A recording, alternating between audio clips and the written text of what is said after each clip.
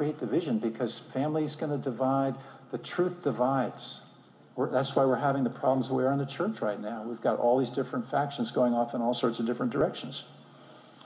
There's no sin, he says. It has no consequence. The devil is a frightening concept because he seems to be extremely powerful and extremely active. This makes absolutely no sense, says the Jesus of A Course in Miracles.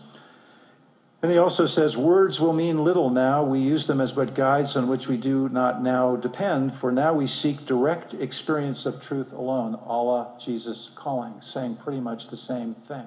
I have new truths, new revelations, things to help you understand. So we're going to watch a clip in just a second. Oprah Winfrey is introducing Marianne Williamson, an unknown author at that particular time, primo advocate of A Course in Miracles. And Oprah Winfrey says on this program that the principles of A Course in Miracles that I just read to you can change the world. And you know what? She's right. It would. It's so horrible.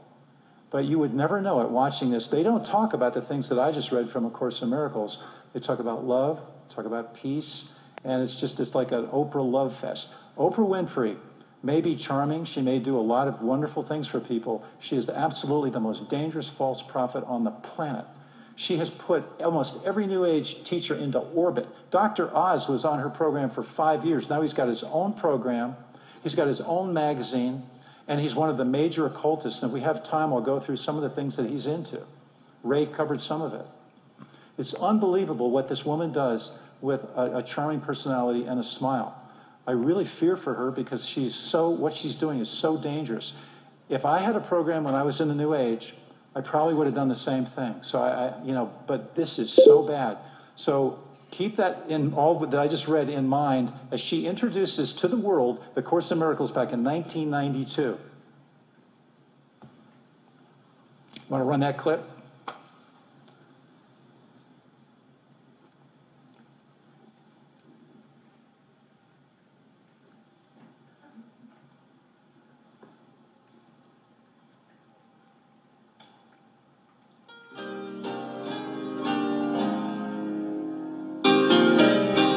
Listen for John Lennon singing "We Are All One," Imagine, in the background.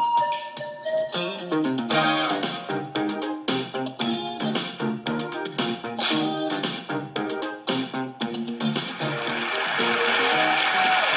want to ask you this.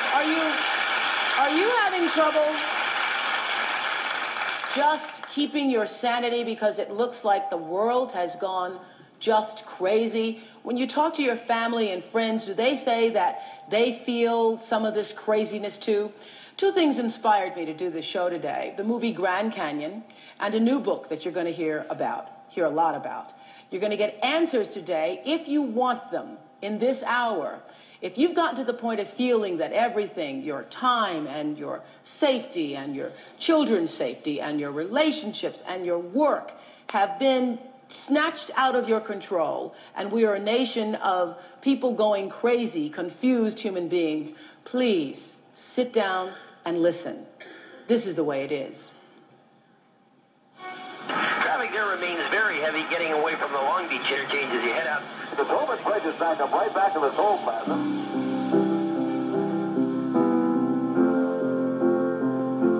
Kristen was abandoned this weekend, about 2 days after she was born. I'm in here for rape 1 and sodomy 1. I started when I was 10. I think we're all raising Jeffrey Dahmers. Bullet went through a window and struck LaToya in the head. Do you see peace? Have you ever seen peace in this country? Because all our people in war for peace. And peace ain't you for nobody. You want chaos. Hey, if I get killed, this is one nigga gone. One nigga gone. Her attacker was her daughter-in-law. Because if she went over there and ain't got the butcher knife, she's going to kill her. The worst is yet to come. They then burned me, they stabbed me, they raped me. Who's going to pay our bills? Who's going to take care of us until I find another job? I have no one to rely on. I was so blind because I was working midnights, going to school during the day.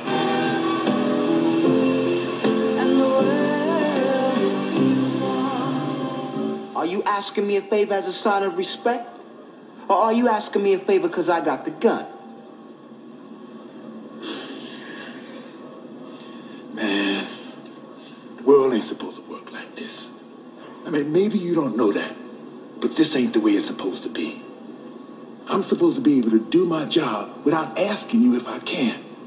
That dude is supposed to be able to wait with his car without you ripping him off. Everything's supposed to be different than what it is. It's supposed to be. But what's gone wrong? My guest today is Marianne Williamson. Many of you know who she is because thousands of people every week, poor people and rich people and lots of celebrities, go to hear Marianne Williamson speak in Los Angeles and also in New York City. And what she talks about is based on a set of books. Many of you have heard about them, called A Course in Miracles. Marianne has become a teacher, a leader in the philosophy that I personally know could change the world. I believe that in my heart. And she has now written her own book. The book is called A Return to Love. Now, let me just say this, that every day I have guests on this show, and I'd say at least 3 out of 5 times during the week, those guests come on the show with a book. I've read many books over the years. I have never been as moved by a book as I have by Marianne Williamson's book called A Return to Love. So moved, in fact, that I went out and bought 1,000 copies. And we'll be giving you all a copy before you leave here today. But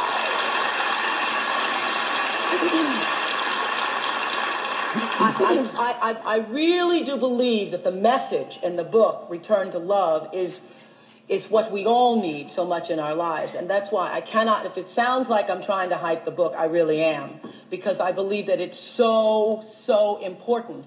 And for the first time, you can open a book and actually see some answers. So I first of all, I feel blessed that you were here and that you came to write the book. You see some answers. A slain Christ has no meaning. The journey to the cross should be the last useless journey. There's no sin. There's no devil. Jesus is universal. I mean, this has been going on for years. She said A Return to Love. The subtitle is Reflections on the Principles of A Course in Miracles. And many of the things that I talked about are in that book. I know that the journey to the cross should be the last useless journey is in there. I know in the Course in Miracles, right before it says the journey to the cross should be the last useless journey, it invokes Psalm 46:10, be still and know that I'm God. All this stuff is just meshing together. I want you to think of this example. When I was a kid, when we did the Christmas lights, if one of the lights didn't work on the tree, it short-circuited the whole tree. That's pretty much what they're saying about anybody that does not go along with their plan. The only thing satanic, they say, is to not believe in your own divinity. Does that sound